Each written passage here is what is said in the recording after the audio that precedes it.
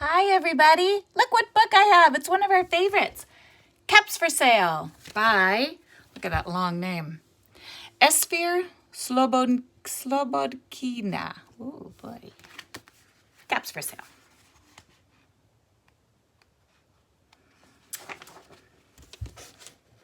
Once there was a peddler who sold caps. But he was not like an ordinary peddler carrying his wares on his back.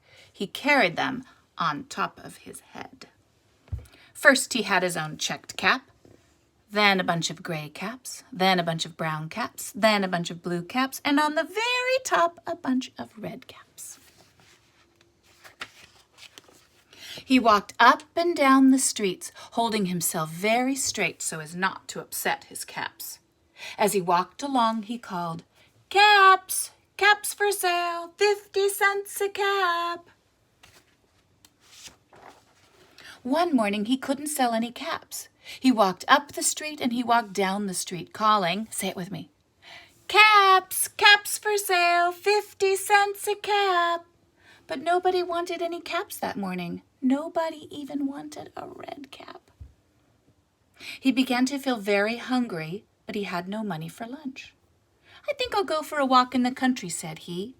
And he walked out of town slowly, slowly, so as not to disturb the caps on his head. He walked for a long time until he came to a great big tree. "That's a nice place for a rest," thought he. And he sat down very slowly, leaned his back against the tree trunk so as not to disturb the caps on his head. Then he put up with his hand to feel if they were straight. Do this with me.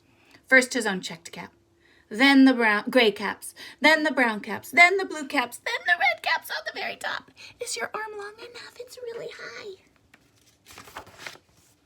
They were all there, so he went to sleep, and he slept for a long time.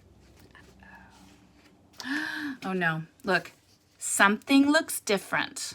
Do you see what's missing? When he woke up, he was refreshed and rested. But before standing up, he felt with his hand to make sure that his caps were there. All he felt was his own checked cap. He looked to the right of him. No caps. He looked to the left of him. No caps. He looked in back of him. No caps. He looked behind the tree. No caps. Then he looked up into the tree, and what do you think he saw? On every branch sat a monkey. On every monkey was a gray or a brown or a blue or a red cap. The peddler looked at the monkeys. I'll be the peddler, you be the monkeys. The peddler looked at the monkeys. The monkeys looked at the peddler. He didn't know what to do, so finally he spoke to them. Sorry, now the pages are on the wrong side. "You monkeys, you," he said, shaking a finger at them. "You give me back my caps."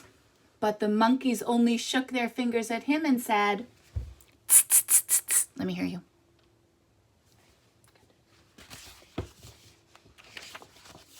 This made the peddler really very angry, so he shook both hands at them and said, "You monkeys, you give me back my caps." But the monkeys only shook their fists at him and said, "Tss, tss, tss, tss, tss, tss." Now he felt quite angry, so he stomped his foot. Now you can't see my foot, but just imagine. He said, "You monkeys, you give me back my caps."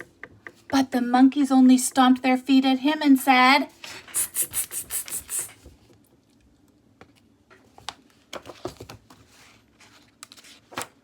By this time, the peddler was really very, very angry. He stomped both his feet and shouted, "You monkeys, you give me back my caps." But the monkeys only stomped their feet at him and said, "Tss, tss, tss, tss, tss." At last, he became so angry that he pulled off his own cap and threw it on the ground and began to walk away. Okay, Okay, monkeys, take your caps off. But then each monkey pulled off his cap. Sorry.